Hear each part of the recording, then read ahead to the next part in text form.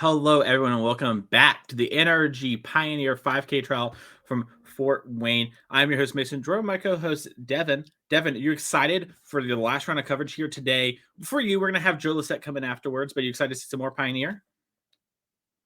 Yeah, we took a look at the feature matches this round. We got some interesting decks. I promise no mono green this time. Don't worry, chat.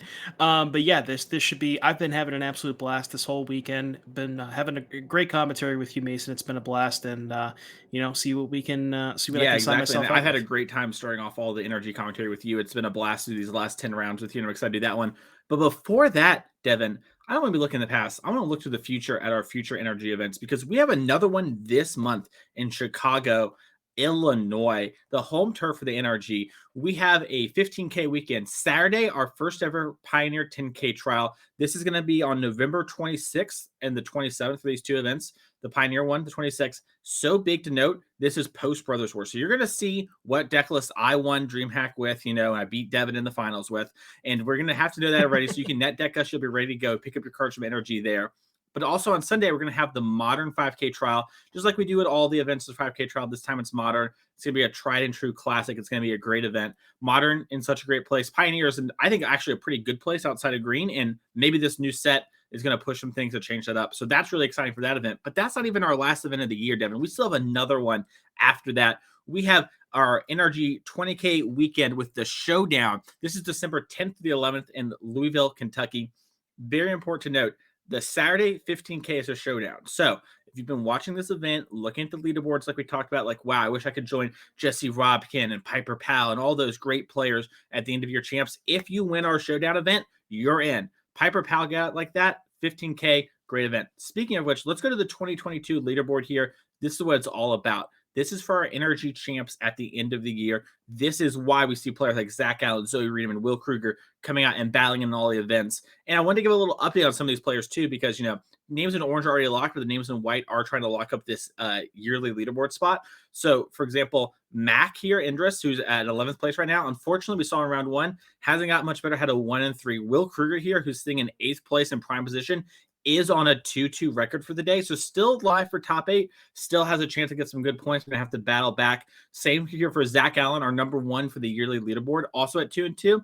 Zach Allen really looking to just finish up with good, consistent results. Just consistently top 16ing is going to get Zach Allen into the Players' Championship, which, by the way, is one of the best parts of these yearly leaderboards. Zach's obviously a great player who's had some incredible finishes this year, but also consistently just putting up top 16s. And if you consistently do that, your name could be the one at the top of the leaderboard there. And Raja, who, if we look over here at our seasonal leaderboard, because this is our yearly one, we do have seasons as well. We're in the middle of season 3, the last season of the year. Raja, who has top 8'd the last 3 events back to back to back, is going in at 3-1 right now. This could be another top 8 for Raja today. Let's hop on down to the feature match area, though. We just want to give you that little update on the players. And Devin, who are we watching this round? What's going on? What are the matchups? So this is Izzet Phoenix, which if you've been, watching Pioneer for some time a little bit, you might be familiar with this deck. But Nathaniel's deck is labeled as Selesnya Aggro. Now, this deck is actually Selesnya Angels. This is a Angel tribal deck. We're playing Giada, Font of Hope, I think it's called. We have Resplendent Angel. We have just a bunch of different angels that gaining a lot of life pay you off for gaining a bunch of life, and then also collect a company to tie the room together. So this should be a very, very interesting matchup to see how this plays out, because the thing about the Phoenix deck, there's a lot of removal spells, but the removal spells are kind of damage based. So they have a ceiling on what they can actually target. And these angels get out of control pretty quickly. 100%. I have a really hot take about the Angels deck I'm going to share on coverage. I think it's so close to actually being one of the best decks in Pioneer. It has a little bit of a Rakdos problem, but this is one of the great things about Magic and metagaming. We saw how Mono Green has dominated the room today. You did not want to be a Rakdos player, and if you bring a deck like Angels and have this sort of turnout and get the right read, bam, suddenly you're in prime position top 8 of the event, like we see Nathaniel here, because the winner of this event probably gets to shake hands and be in our top 8. So a huge payoff for Nathaniel here. This deck is so powerful, Devin. Have you played much with it? I haven't played a ton with it, but I've played a lot against it, and I've actually played a couple of matches where I would like have this giant battlefield, I'll attack my opponent, they go to like 4 life, and then they cast a Collected Company and say go, and they're all of a sudden they're at 40 life. They just gain like 30 life over the course of a turn. I'm just like, what happened? How is this possible? But yeah, and also the fact that once you get to a certain life threshold, there's the card that also pumps all of your creatures for being at a certain life total, which I believe that is let me pull it up here, Righteous Valkyrie, which just like the synergies in this deck are out of control. There's so many things that like work well together. And then you have like even a card like Realm Walker also happens to be an angel. Yeah, just weirdly a lot of strong angels in the last couple of years. WotC definitely trying to support that tribe, which is very popular. And you also have the classic Mutavault too, an angel in its own right, and kind of comes up and matters here. But you see this here, Realm Walker coming down, getting you some, some card advantage here. And then we're going to see a Consider from Zack. Now, Izzet Phoenix? You mentioned this is a deck we've seen a lot of in Pioneer Classic. Typically pretty good against these creature decks, right? How do you think it lines up here against specifically the Angels? So, I mean, if you look at Nathaniel's battlefield right now, there are a couple of X2s, but specifically, a lot of creatures in Nathaniel's deck have 3 toughness. You have Youthful Valkyrie, 1/3, Realm Walker, 2/3, Righteous Valkyrie, and all of these cards, Resplendent Angel as well, they don't get touched by a non-turned on Fiery Impulse. So not only that, but then you also have the Giada, which also puts more counters on your angels to make them even get out of the range of those red removal spells. So it's kind of an interesting dance to see if Nathaniel can get those creatures out of range of those red removal spells before Zack can kind of convert those efficiently. 100%, yeah. Things like Lightning Axe are weird checks on the format, right? And just kind of sometimes weirdly really good. And when we look at the format in general, it's like, yeah, you dodge stomp, you're good to go. But not the case here, as we are going to see, just some cantripping over here for the Izzet player, some fiddling of the spells. Truly, the Izzet life. You know what I mean, Devin? If you're not fiddling with your spells as an Izzet player, what are you doing? As we see Realm Walker just over here casting 4 or 5 cantrips in the same turn, just digging and digging and digging and just trying to find those high impact like Thing in the Ice or Treasure Cruise or the Temporal Trespass, things of that nature. And you'll notice there's a card on top of Nathaniel's deck. So we have a second Realm Walker. Yeah, the Bishop of Wings. So Nathaniel played the second Realm Walker after attacking because Zack, I'm just going to say it. I bet a lot of players aren't sure what's in the Angel deck, right? So they might not even block there. They might be afraid to lose Ledger Shredder. Zack's like, whatever, free attack. I'll name Human on my second Realm Walker, and now I can clear the top of my deck, get this Bishop of Wings, which is such an all-star card in the deck. Gaining 4 life whenever an Angel enters the battlefield actually triggers the abilities of a lot of the other Angels and makes it so if you try to Lightning Axe something like the Resplendent Angel we talked about, right, or a Youthful Valkyrie, really if you do that, now I get a 1/1 Spirit, which isn't the best thing in the world, but weirdly annoying against cards like Ledger Shredder, which you kind of hope to chip shot your opponent with. Yeah, there's also a very important number on Bishop of Wings, and that is the 4th point of toughness. And you see a copy of Fiery Impulse in Zack's hand. That's not going to take care of that Bishop of Wings by itself. So, there could be a really explosive turn here if you're able to untap with the Bishop, maybe play a couple of Angels, gain a little bit of life, and maybe even find the Valkyrie as well. There's just, like you said, there's so many different synergies in this deck. And then also, obviously, as the Bishop of Wings just being able to prevent, turn those removal spells into additional copies of creatures is pretty good as well. Oh my goodness, Zack has drawn 5 lands in a row, I think, here. Does have some action left because we have so much Ledger Shreddering. We kept like a light land hand. But, I think still has an Otawara and Island in hand, along with a Spell Pierce and a Fiery Impulse, along with a Spirebluff Canal. So Zack is really hoping to, get some connive triggers from Nathaniel here and sort of find these lands. But the good news about this, Izzet Phoenix, a little mana hungry, and you can't find lands forever. You will eventually get something. And we're going to see a Fiery Impulse in the upkeep on this Realm Walker, probably trying to enable our own connive here, something like a Spell Pierce. Also playing around the Spirit, having not Summoning Sickness. Like right, and that other Realm Walker's still in play, and it's kind of funny because the Realm Walker that you would want to kill is the one on Angels, but that one has the 4th point of toughness. So we talked about that. Just Fiery Impulse, yes, it's a good removal spell, but once you present that 4th point of toughness, it really adds this a different layer and texture to the game that Zack has to really has to find something like a Lightning Axe to be able to answer that Realm Walker. 100%. What is that?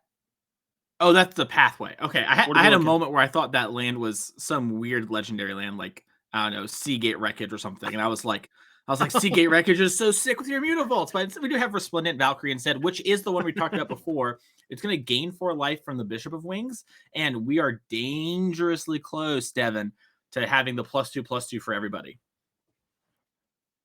So this one's a 2/4 on just base. Yeah, 2/4 base, and then whenever another angel or cleric enters the battlefield, you gain life equal to that creature's toughness, and as long as you have at least 7 more life than your starting total, creatures you control get +2/+2. Not just angels, all Mhm. creatures. So this will, again, more things that just make those fiery impulses just.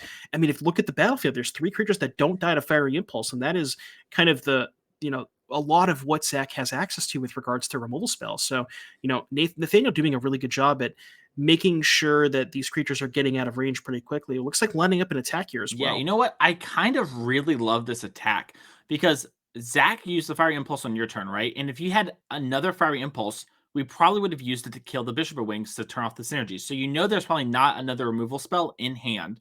So attacking with all these little creatures, typically you might be afraid, oh, my Bishop of Wings will get shocked or something like that, but it would have already been shocked.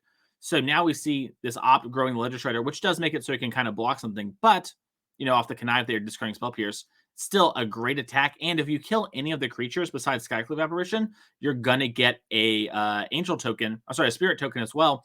And when you're pushing Zach like this and not making the game about cards and making it about life, it's really bad news for the Phoenix player if they can't stabilize. And like we talked about so much, the creatures lined up really awkwardly for Zach's removal.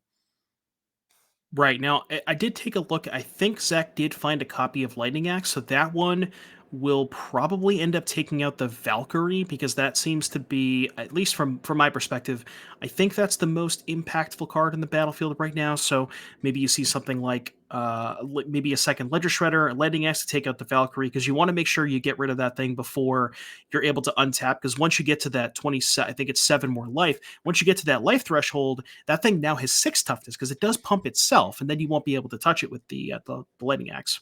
100%. And let's talk about the card that everyone was so surprised was not banned Pioneer and has been a good player, but not the all-star everyone kind of thought. And that's Treasure Cruise, drawing 3 cards here from Zach. And we talked about that land patch. I think we just picked up 2 spells on a land. So we're starting to get out of the range of when them was Arclight Phoenix Lightning Axe. But Devin, what do you think about Treasure Cruise in this format? It's a good card for sure. If your deck can enable it, and this is certainly, I would say this is probably the best deck at enabling Treasure Cruise. It's not nearly as broken as it was, like when Treasure Cruise first got printed and when it got banned in Modern and Legacy. People obviously, or a part of that was the fetch lands, right? That was probably the main reason that it got banned in the first place because fetch lands allow you to kind of enable that quite a bit more. But there's no fetch lands in Pioneer, and I think it's much more of a fair card. And you kind of have to build around it. You kind of have to want it in order to make that 1 mana draw 3. But the payoff is very powerful for 1 mana for a draw 3. It is a very, very powerful card, but it's maybe not necessarily as free as it was with things like Modern and Legacy before it got banned. 100%. We do see Zach here kind of figuring out how we want to use our spells. We're going to get a connive off this Ledger Shredder. We do need to pitch a card to Lightning Axe before we connive. Probably a pretty easy, pitch of the Arclight Phoenix. Sorry, we already connived for the turn. That's right. I have my bad. Got a little lost in the sauce there with the connives and the cantripping, Yeah, Yeah, can Zach is certainly go ahead. Lightning Axe discard. Oh, we already discarded the Phoenix, right? Okay, I'm with you. Yeah. Discard the Spirebluff now. We're going to kill that Resplendent Angel. That is going to give us another Spirit token, which if we didn't have this Phoenix would be dangerous or close to lethal, but we do have the Phoenix, so we don't need to worry about that right now as we cast our 3rd spell to bring back Arclight Phoenix, and I think it's another Treasure Cruise. 2 Treasure Cruise in the same turn? That's pretty good, and we still get to keep the Arclight Phoenix. Yeah, Not we talked about this bad. deck being able to enable Treasure Cruise. I don't know how often you see two 1 mana Treasure Cruises cast in the same turn, but yeah, that's quite backbreaking. Yeah, and Zach just found more card draw cards. Didn't find any of the Lightning Axe or anything, so weirdly can't get that much pressure going. And one of the interesting things about Nathaniel's deck is, it has an instant life gain, so racing becomes kind of challenging. Yeah, I Like, mean, I think Zach may have. I think Zach's hand might be 5 lands in a Charter Course right now, so not a lot of action left over.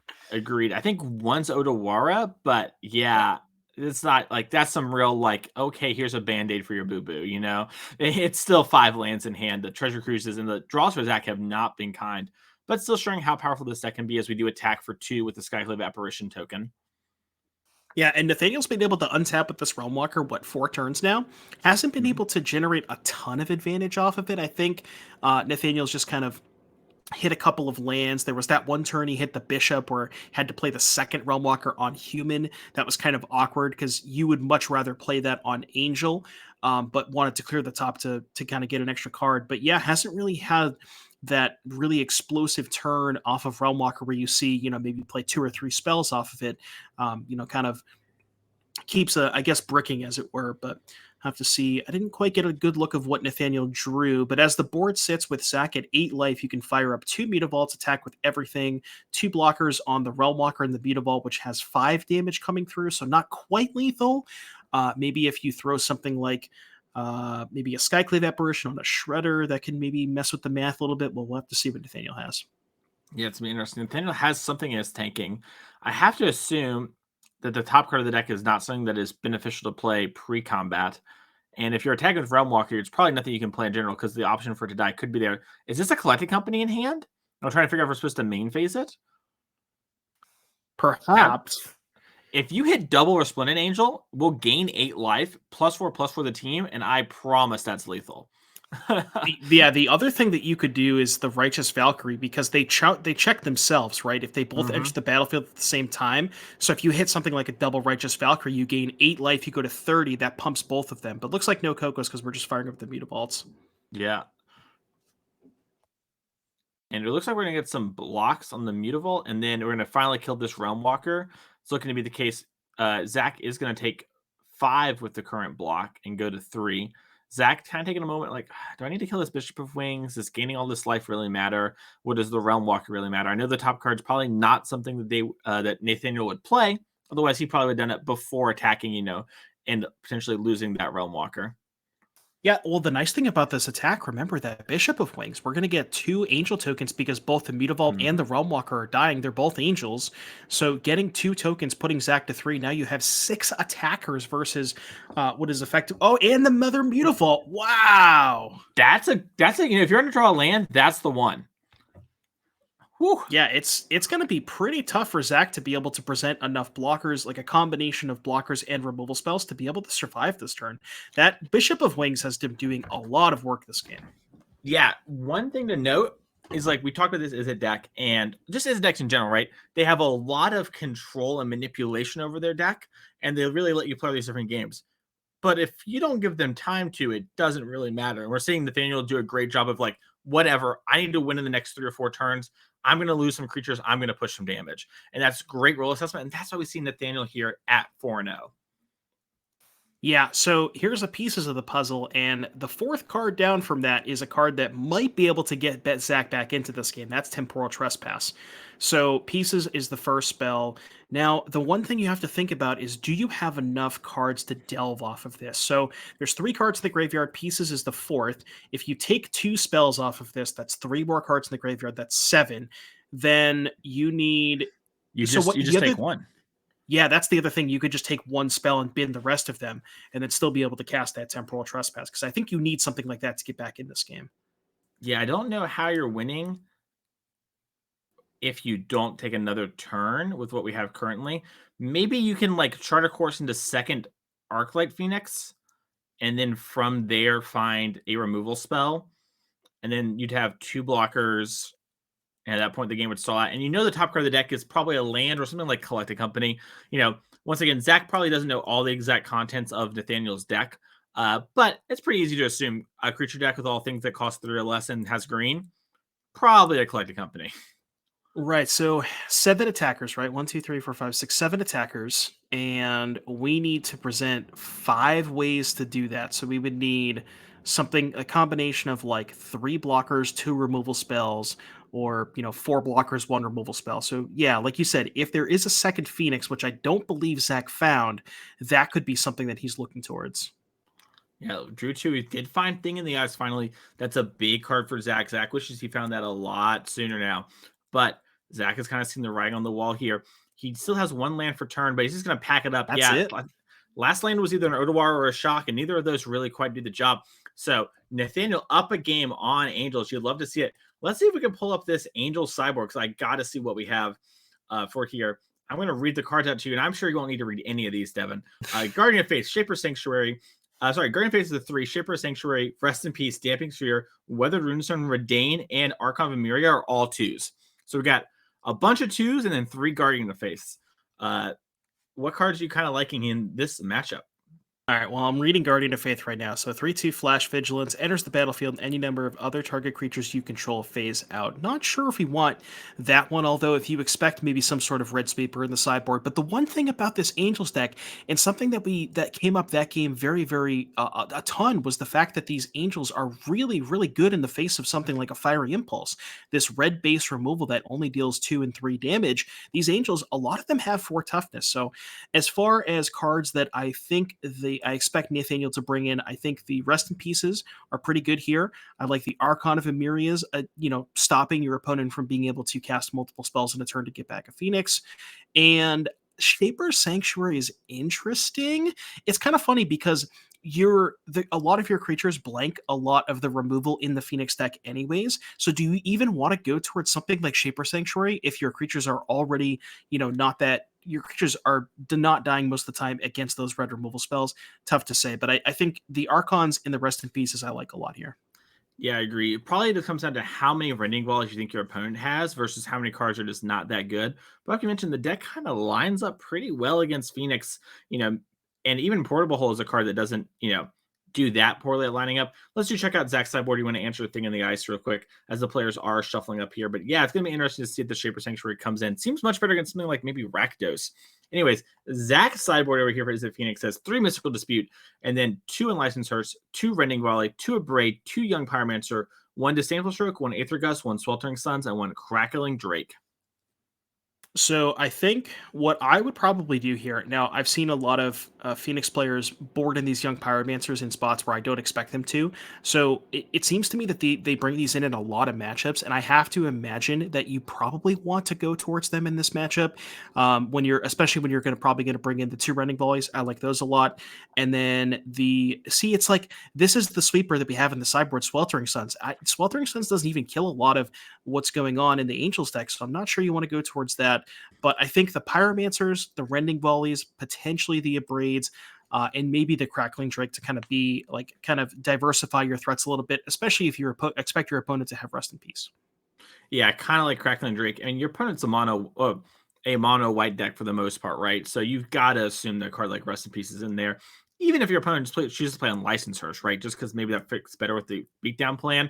Having something that kind of zigs when they zag is a pretty good place to be. So I like that a lot from Zach. I'm going to have to see how Zach's going to be able to handle it because a lot of pressure on the line right now. We're playing for the top 8 of this 5K. Gamers have probably been here since yesterday battling. This is sort of the dream come true. And especially, we mentioned the pressure on Zach, kind of flood out that game. Got to keep your cool and your composure. Pretty easy when you draw so many lands that you get frustrated. But also over here for our Angel player, Nathaniel, a lot of pressure on you. You're repping the Angels, playing live for this big event. This is a huge moment. You might shape the metagame for DreamHack Atlanta if you're able to win this round.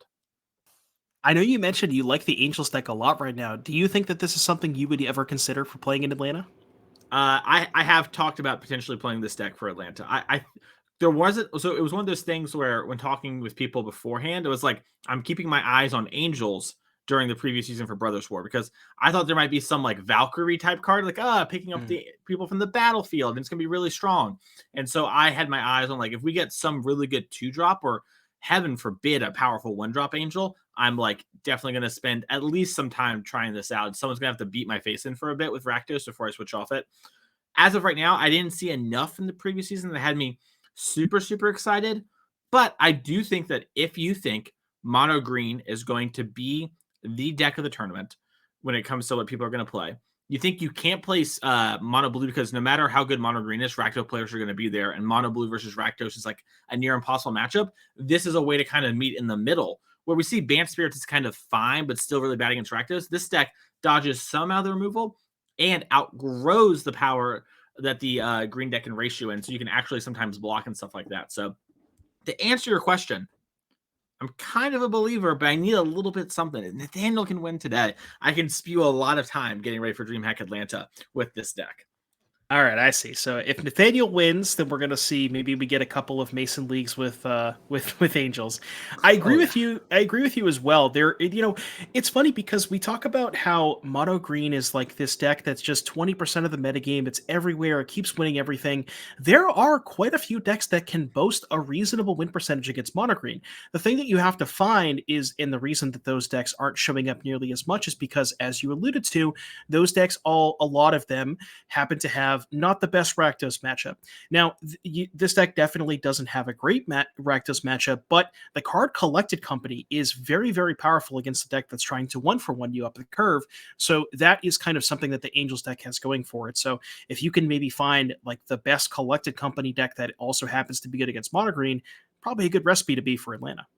Yeah, it's really good. And one thing to keep in mind, Devin, we always talk about this sort of thing in the booth where, it's so hard to play something with Lucis to Mono Green, blah, blah, blah. All the people are having the deck. But remember, not everyone who goes to tournaments, even things like DreamHack, are going to play the best deck by default. Some really good players just refuse to play decks like Mono Green. And Rakdos and Izzet Phoenix are two types of decks that you're going to see from a lot of players. So they give you a lot of agency and control. And players love agency. It's their favorite thing. They'd rather have agency than win. In some cases, as we see it consider here, pick up a Spikefield Hazard. That's the Jund players, right? They would rather just play Jund until the end of time than, and have a maybe not the best chance to winning a tournament, but I agree with you, yeah. Yeah, you're going to need to hit the follow button because, let's face it, this Angels deck, if it doesn't win this round, is going to be live for top 8 every other round. You're not going to miss that. So hit the follow button. That way you can see that here. And also, stay ready for DreamHack Atlanta. Get some good magic in on this nice Sunday here. As we see a Ledger Shredder and a passing of the turn, has Thing in the Ice in hand, chose to save it, playing around Skyclave Apparition.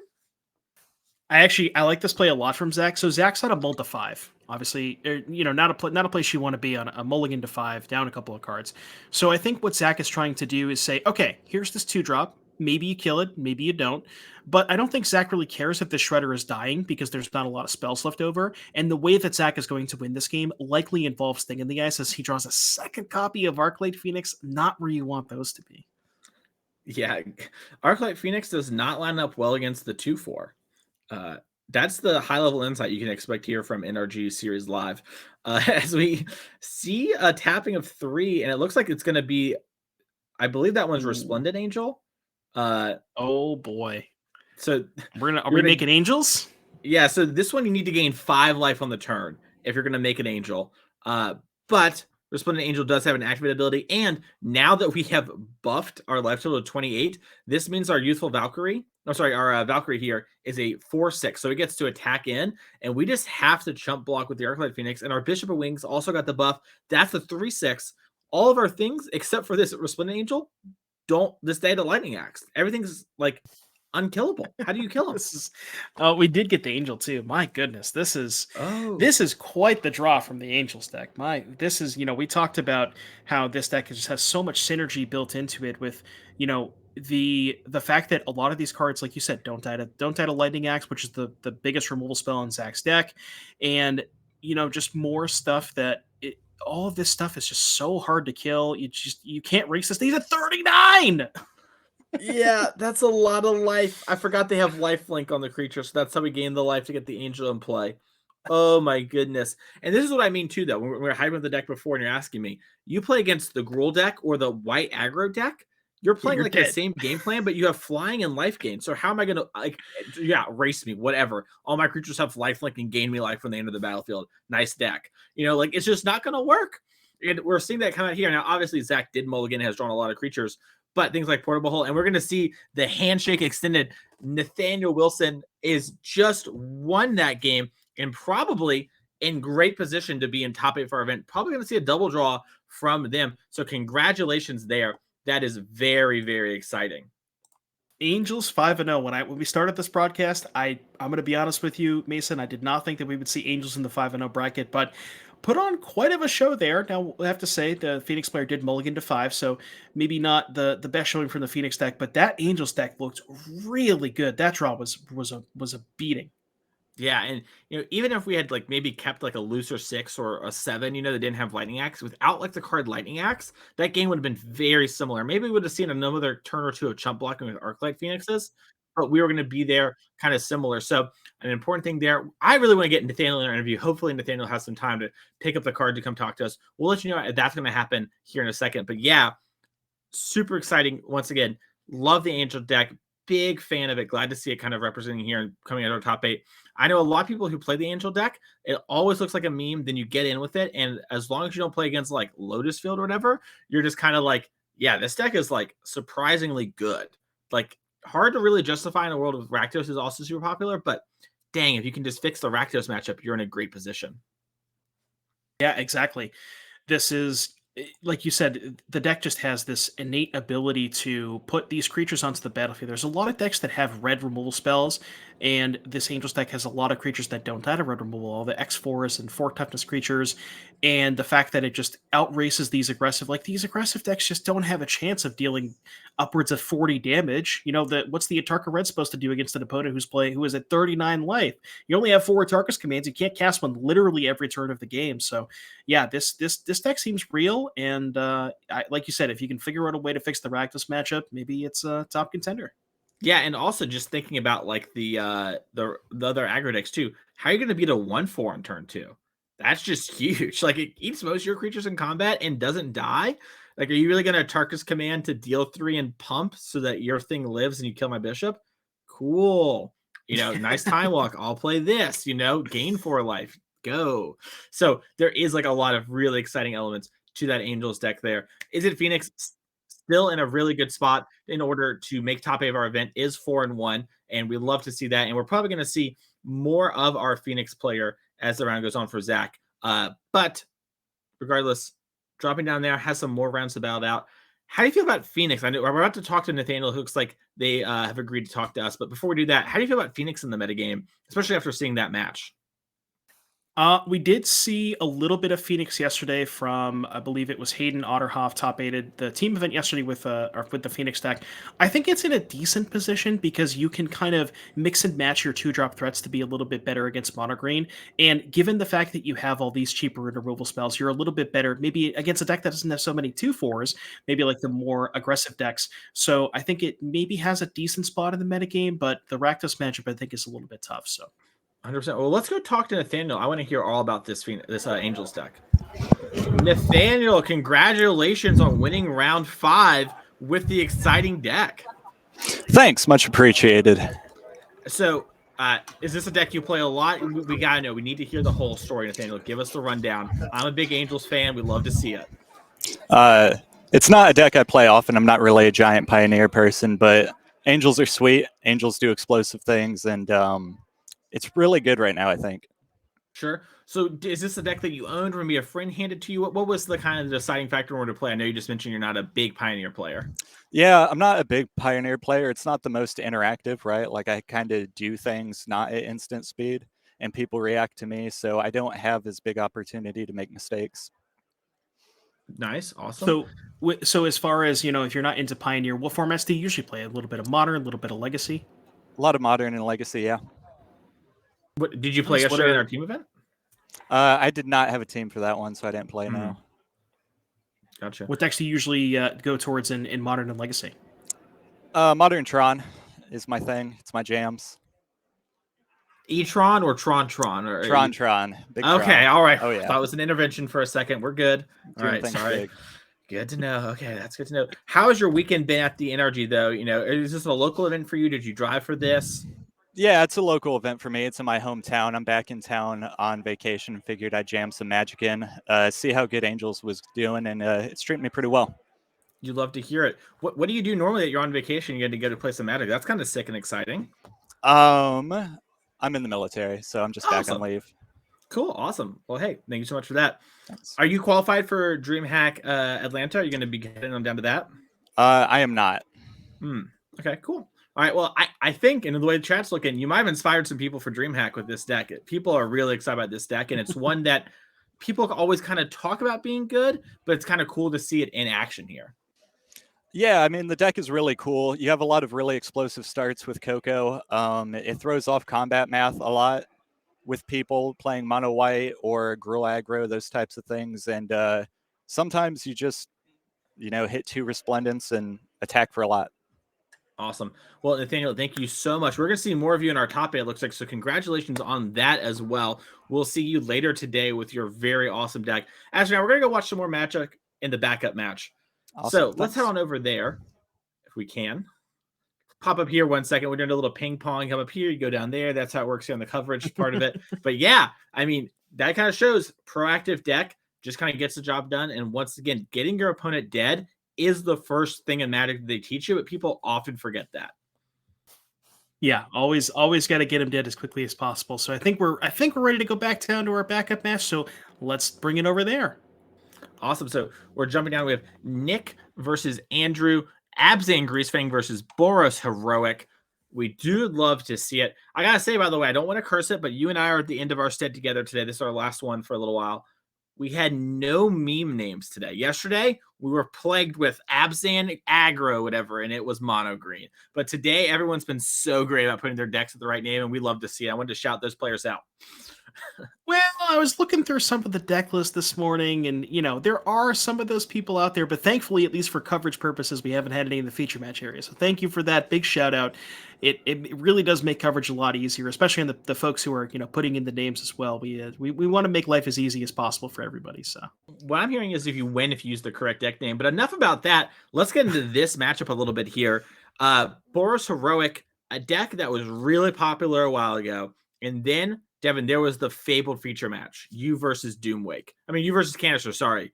The Tales all this time. And it felt like after that match, unironically, the deck fell off. What are your thoughts on Boros Heroic right now? So I think a lot of the reason why Heroic kind of fell off the map a little bit is the printing of Liliana the Veil. The Heroic deck has a lot of a lot of protection spells, right? But protection spells don't do a lot against you sacrifice a creature. So it really kind of had to reshape and figure out a way to get around that card. With regards to this Abzan Greasefang deck, this deck is super explosive, and we see kind of the dream start here for Nick, milling a Parhelion on turn 2, getting a third land off the Wayfinder on turn 2, excuse me. So kind of has everything he's looking for, and then Wolthius has also the Virtuoso on turn 2, so we might see some fireworks here. Yeah, and the Virtuoso, it's a little hard to do, but you can 20 someone in this spot. As we see Ancestral Anger start off, this is a cantrip that also gives +1/+0, and an additional version of that for each copy in the graveyard, and draws you a card. And every time you target the Virtuoso, which is the creature in play for Andrew here, you get to connive. And so getting a +1 counter here, discard the creature, and you can kind of tell Andrew's like, all right, I see that Parhelion. I'm going to kind of need to win the game when we discard this other creature. This is much more about me getting you dead and less about me having multiple things to push through. It's actually funny too because Parhelion, yes, turn 2, turn 3 Parhelion, or turn 3 Parhelion, excuse me, is very good, but only deals 13 damage. And Andrew can just say, okay, I'll take a hit. You can probably easily assemble a 2-turn lethal attack with this Virtuoso. So I think that's what Andrew's trying to set up here. Just take a chunk from the Parhelion and then just try to set up the lethal next turn. Now, the issue with that is you have to find a protection spell or another trample spell because we've already used 2 Ancestral Angers. So if there is a chump blocker on Nick's side of the battlefield, which there will be because we're going to get the angel tokens as well, you got to make sure you can deal enough through that. So it's going to be curious to see if Andrew can generate enough damage next turn after this attack as well. Yeah, it's going to be, look how close we were to killing. This is an attack for 6, so 6 times 2 is 14. I'm sorry, it's 12. So we were right around the corner from actually just killing Nick on this one turn. If we had Johnson like maybe Homestead Courage or, heaven forbid, another Ancestral Anger, we would have had a near lethal attack already, showing you just how powerful and explosive the Boros Heroic deck is. And what are some of the good matchups for the Boros Heroic deck if you're out there watching and think like, okay, like why am I going to play this one? Oh, Greasefang, beep beep. It's time for the rat to hop into the Parhelion. Rats can't drive boats, right? That's got to be some kind of a flavor fail. Oh, wow! Andrew agrees and it has to go with Reckless Rage and get rid of that rat. No, you're not allowed to get in the boat here. And we had another connive as well, discard thing. And we have Invigorating Surge, which is +4/+0 and trample. So we get the connive and the +4 even without the connive. we are My still in a great goodness. spot. Just Holy all moly. rolled up for Andrew. Had the turn 2, was able to cycle a bunch with the double Ancestral Anger, and we're gonna take a look at sideboards here. What are we looking at for Andrew? We have 3 Share Down the Skulls, 2 Unlicensed Hurts, 2 Rending Volley, 2 Fight with 1 Gigantha, Adonto's Vanguard, and then what is Glowstone Infusion. I don't know this one at all. So it's R instant, give a creature +2/-2 until end of turn. So it's the idea is you can use it as a removal spell against a Llanowar Elf or an Elvish Mystic, but it also you can target your own creature to give it kind of a little bit of boost because it's +2/-2. Oh, okay. Kind of really sick. I like that. So what do you think is going to come in this matchup? Well, so it is kind of a removal spell, but it only gives -2, so it does not kill Greasefang.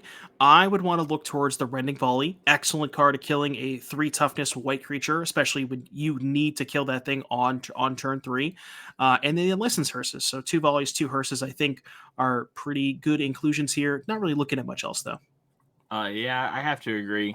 Doesn't look like there's not much going on. And really, you don't kind of need it, right? Like, this is a race matchup. So even sideboarding that extra stuff, it's a lot of upgrading. You know, we're turning some cards that are not so great into Rending Volleys and into these Unlicensed Hearses, and not maybe the large amount of threats that you need in cards that are grindy, like maybe Dreadhorde Arcanist. Let's see if we can check out the Greasefang player before we get on down there for game number 2.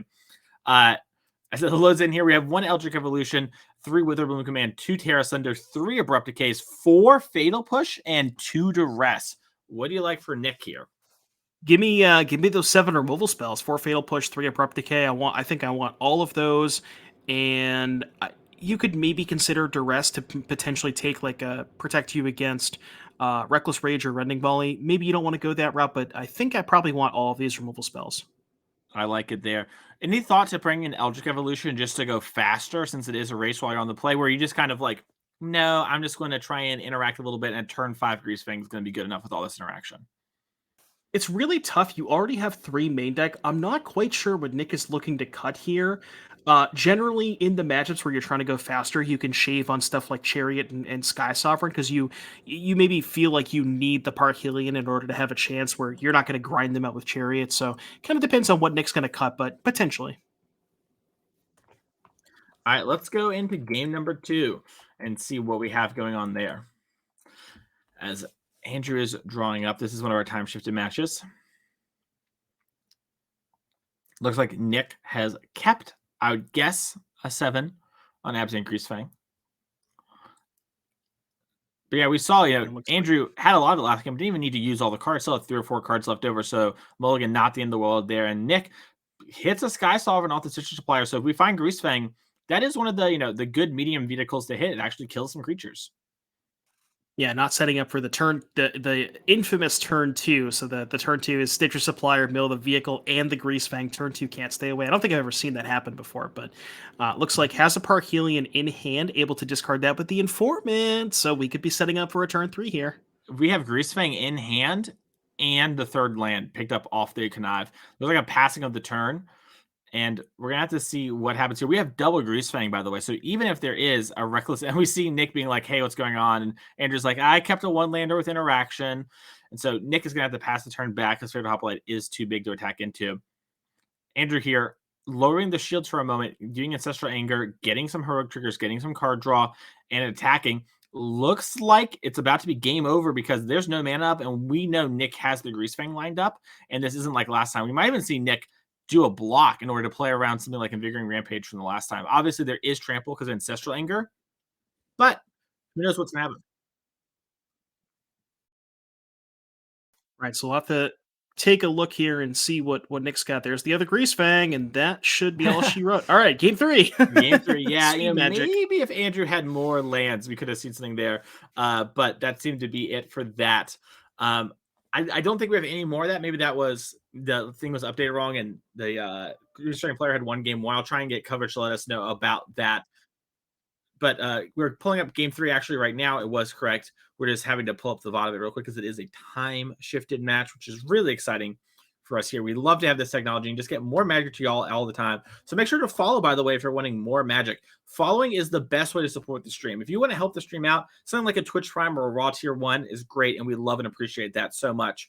But following the stream lets you know that we can come here, we see the viewership, and we're able to talk to sponsors, do all this stuff. So make sure to click that follow button if you haven't already to watch more Paper Magic, which is just the best way to watch Magic.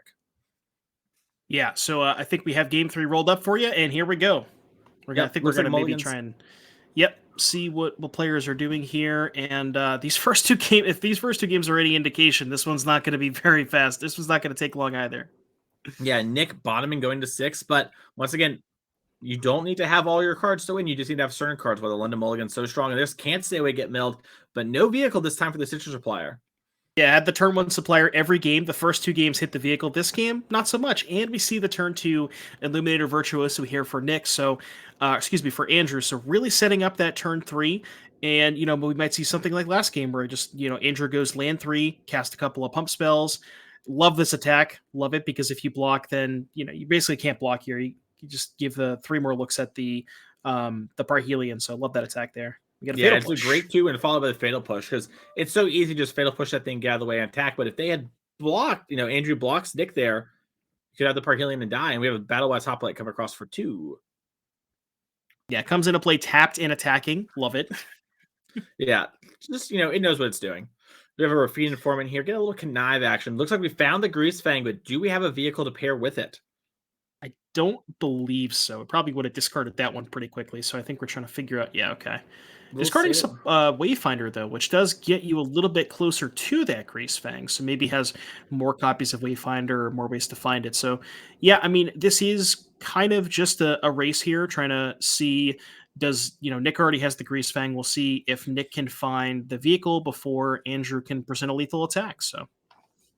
Yep, and we see it Ancestral Anger here on the Battle-Wise Hoplite. That is going to allow you to scry whenever the Hoplite... I'm sorry, is it...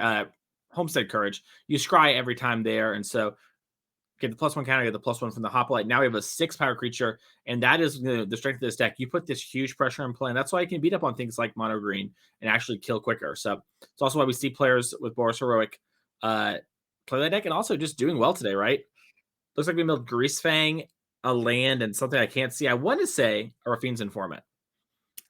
Yeah, so still missing that vehicle. If we have a Can't Stay Away in hand, we can maybe Can't Stay Away back a Wayfinder to give us a couple more looks at it, but I think we're still missing the vehicle. Looks like a land 4 here for Nick, but not sure what we have here. I think maybe a Chariot. Okay, we're going to go towards Chariot, which maybe gives us some chump blockers. Yeah, and buy a little time, as long as there aren't any trample spells or protection spells for Andrew here, you're in a good spot. And even a protection spell, we do have the white Rafine's Informant in order to buy us a little bit of time in the chump blocking territory. It looks like we only have 1 cat, so maybe this is actually the arena fixed version. Yes. Yeah, there was some Pikachus coming onto the battlefield. We need a showdown winner to win with the cat. Whoever wins Louisville. We're gonna need some cats. I mean, I respect the Pikachu token. So here's Ancestral Anger. That's the trample spell you talked about. Yeah, and we're going to get the card draw up here. So we're at 7 power currently. Kind of big. Let's see what we are looking. What is that? I think that's a Homestead Courage. Okay. So these double feature cards, I don't know. I'm not a big fan of them. Believe it or not, they kind of suck. Scribe to the bottom. And we have a lot of damage lined up here. And, maybe Andrew has a protection spell and a removal spell. I was trying to hold up that, and so we're only going to see a attack for a bunch here, but we're going to animate the Asika's Chariot. What a great play from Nick. All right, because, you want to put the Chariot in the graveyard because we have the Grease Fang rolled up. Definitely a good play. Now, the thing about the Chariot is not the best here because you kind of need the Parhelion to be able to clock Andrew pretty effectively. More 2/2s might not necessarily get the job done, but it is better than nothing, right? You can maybe just keep doing this over and over again, and Andrew's going to need a lot more protection spells to be able to fight through that wall of 2/2 cats. 100%. And also it's got a little bit more toughness too, so you can take a little hit with the trample. Looks like Andrew does have some card was thinking about if they wanted to push damage, but he says nah, whatever. Just take the trample damage. You take 5 past the turn, or 6. Sorry. Yeah, this Legionnaire is getting pretty big. Yeah, I can kind of attack through some things here soon. A Boseiju is the draw for Nick. Not quite what you're looking for. Yeah, really, really needs to find a way to get this Parhelion into the graveyard. I mean, worst case, so I know there's a Grease Fang. We see said the Boseiju. I couldn't get a look what quite a For good look what that Fiend's last card Informant. was. An informant? Okay. Mm-hmm. So yeah, I mean, you could say, play the Grease Fang, make some tokens, attack, make another token that's 5 cats, but it's not 100% certain if the cats can. You have to go pretty wide here. Okay, are we not going for cats? Oh, we are. Oh, it We're looks just like using the okay. Can't stay away. can't stay away. And yeah, feels like Nick kind of knew that, hey, they stopped for a long time. It's probably something that kills my chariot. Might have thought it was Reckless Rage, right? And so use the can't stay away to use all the mana, which is a great play from Nick. Now opening Nick up for a future turn, maybe double Grease Fanging or doing something else. Right. Yeah. So Nick kind of had the read there. It was you kind of had to assume that your Grease Fang was probably not long for this world, like you said. So we're going for, I think that was the Homestead Courage. So that's going to get flashbacked. Then we have 6, 7, 8, 10 power. So if we have something like a Invigorated Rampage, gets us to 15. And we'll do a quick math here. 15 minus 6 is 9. So not quite lethal, but we're pretty close. We finished resolving the Scry, so now the Homestead Courage putting us up to 10 power. Sorry, 11 power. I think there's another Battle-Wise Hoplite in hand. Yeah, I think it's that, and I think it might be like a Reckless Impulse or Reckless Rage, something like that. So it might be a situation of, yeah, I could play as Favorite White Hoplite, but I'd rather just attack you with these, and whatever, you can throw the cat away if you want. If you want to take 2, you can take 2. Interesting offering up the Legionnaire attack here. Maybe just so I actually kind of like that because you want to clear up the battlefield to get to a point where if you have just a removal spell and not necessarily a protection spell to be able to maybe clear the last blocker out of the way because you know that Nick's priced into blocking the big one, but giving Nick the option to trade for the small one is very good because if you say something like Nick plays a Grease Fang, you have a removal spell for the Grease Fang. There's only one blocker left over if Nick can't play another blocker, so then you maybe say untap, have another removal spell or something like that. I like this play a lot. Yep, I agree. It's really good, and you see Nick here's having to think about it.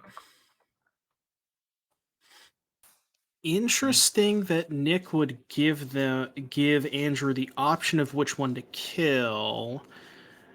Well, I guess because you want to try and play around God's Willing, so you want to, if at all possible, you want to keep a green creature and a white creature. So Andrew most likely is just going to end up killing.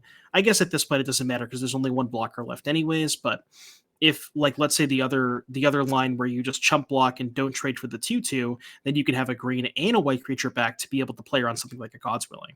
Yeah, you probably just want to leave the cat. So if Grease Fang comes into play, you probably see a Secret Chariot and a activation there, and then having all green creatures means God's Willing is lethal. We're gonna see Satyr Wayfinder. I believe whiff on the land. Oh, there's a Temple Guard, but it looks like we're just not gonna take it. Don't really need it. Yeah, it's still missing that Parhelion. That's the one that Nick is really looking for. And as we talked about last game, the Parhelion's not even lethal on this battlefield. Andrew is at 19, so even if a Parhelion were to enter the red zone, maybe Andrew could take a hit, still be able to present potentially a lethal attack with that massive 10th District Legionnaire. We're going to go for the Grease Fang, and like you said, we kind of assume Andrew has a removal spell here.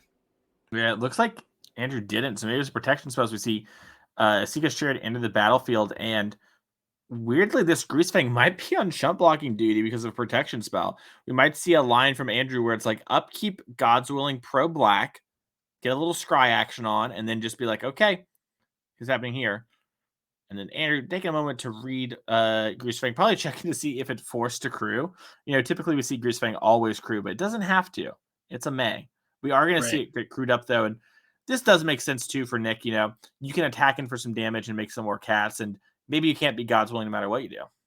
Wait, yeah, I don't know if I like this. I feel like you maybe want to leave the Grease Fang back because you can tap the cats to crew the Chariot if you really wanted to. You say, maybe tap 2 cats, crew the Chariot, attack with the Chariot because the Chariot's going to get bounced anyways, and you kind of don't mind it being in the graveyard. But tapping the Grease Fang here just puts you dead on board to a single copy of God's Willing. Yeah, it's got to be a card you're thinking about. And you saw the Sheltering Thicket, I think, or whatever, the DFC land in the last game get looted away. So that's on the radar too. Looks like we're just double checking. Like, yeah, these are old cats, new cats. Yeah, one of the cats only died one last cat turn. should be attacking because only one of the cats was left over after the combat step last turn. Yep. And we're just going to block the chariot to save some life. Go down to 16 here for Andrew. Yeah, looks and like that's it. God's willing. That's game. Enough. Andrew played it really well there to get nicked down. And that is going to be it. Let's head on back to the booth, though, because it's time for us to say goodbye to Devin. Devin, thank you so much for joining me in the booth and here on coverage today. It's been great to have you around with us, all of last night through the finals and this morning starting things off in our Pioneer 5K. It's been an absolute blast. Thankfully, we get to see some Selesnya Angels on the way out the door. That was a lot of fun. It's been an absolute blast. Thank NRG for having me. Thank you, Mason, for doing this with me. I really appreciate it, and can't wait to do it again next time. Yeah, it was a blast. We'll see you around, Devin. Have a good rest of your day. And hopefully we'll see you in chat along with everyone else because we still have round 6, 7, and the rest of our top 8 today. We're going to have Joe Lissette in the booth with me after that. So make sure you click that follow button. That way you're on the channel and go sitting here. We're going to be back here in just a short couple minutes after this break. But we need to have that break. So guys, see you in a minute.